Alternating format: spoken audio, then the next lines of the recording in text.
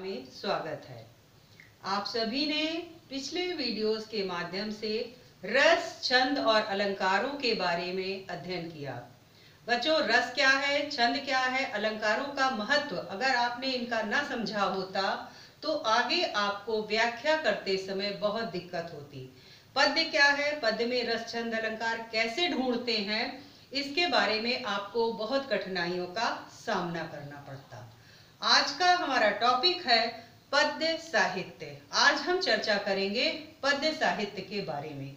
पद्य साहित्य क्या है, इसका इतिहास कितना प्राचीन है, इसके बारे में हम अध्ययन करेंगे। बच्चों, मैं बताना चाहूंगी कि साहित्य ही समाज का दर्पण होता है। जैसा हमारा साहित्य होगा, उस साहित्य को पढ़कर हम उस समाज के बारे में जानकारी हासिल कर लेते हैं।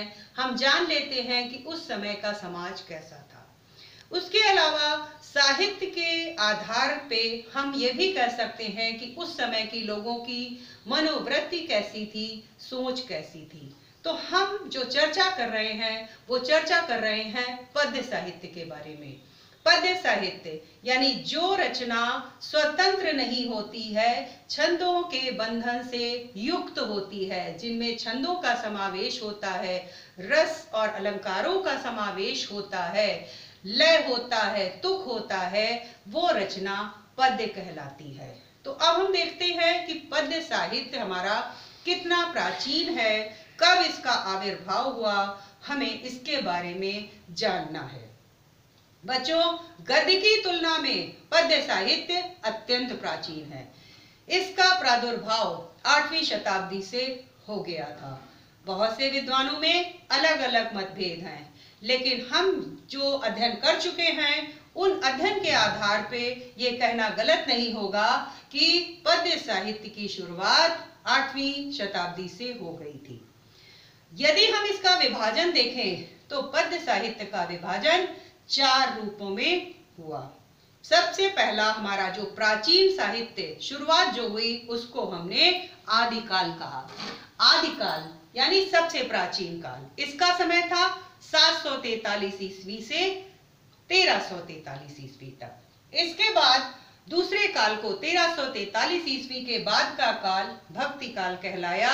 ये 1643 ईस्वी तक चला और सन 1643 ईस्वी के बाद का जो समय था वो रीतिकाल के नाम से जाना गया और 1643 से 1843 का काल रीतिकाल कहलाया।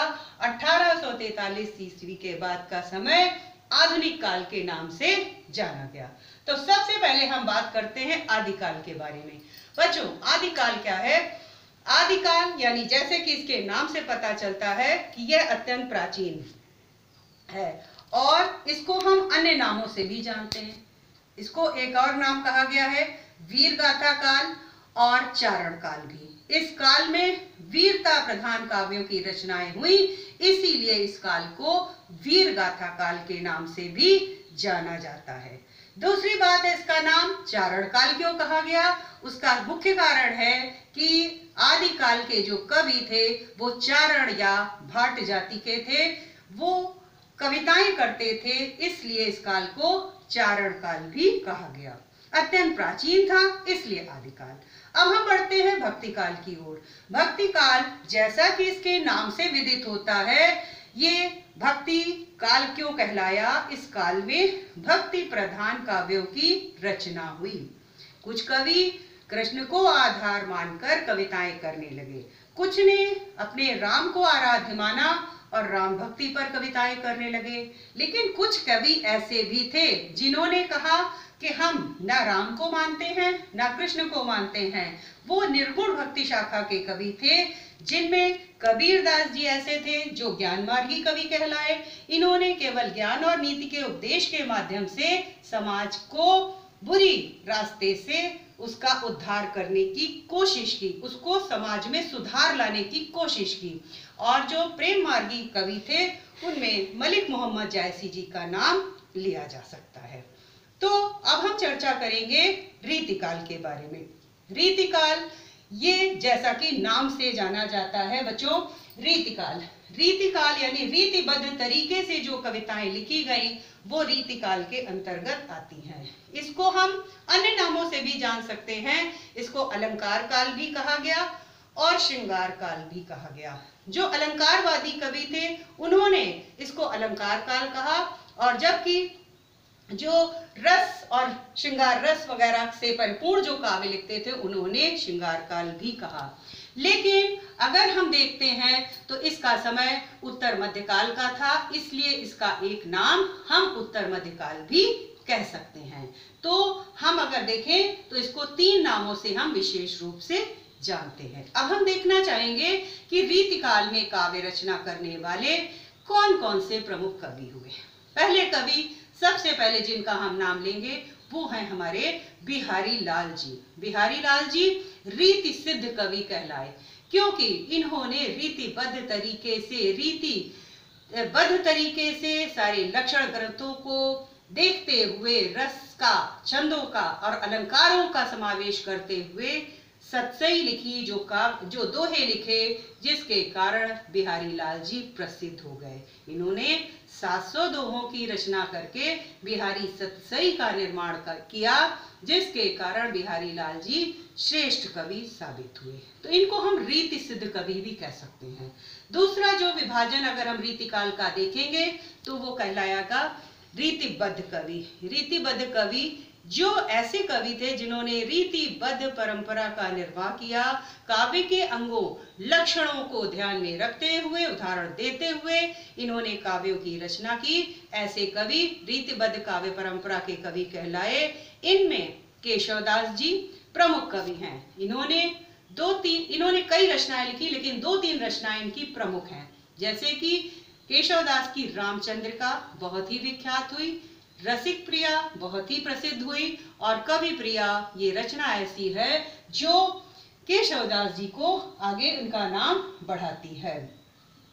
इस काल के बाद हम बढ़ते हैं रीति मुक्त काव्य धारा की ओर। रीति मुक्त काव्य धारा में प्रमुख कवि हमारे घनानंद जी रहे और बोधा। ये ऐसे कवि थे जिन्होंने रीतिबद्ध परंपरा से हटकर मुक्त काव्यों की रचना की। इनका कोई तुक नहीं था किस तरह की कविताएं कर रहे हैं। रीतिबद्ध परंपरा से हटकर इन्होंने रीति मुक्त काव्यों की रचना की, जिसके कारण ये रीति मुक्त कवि कहलाए।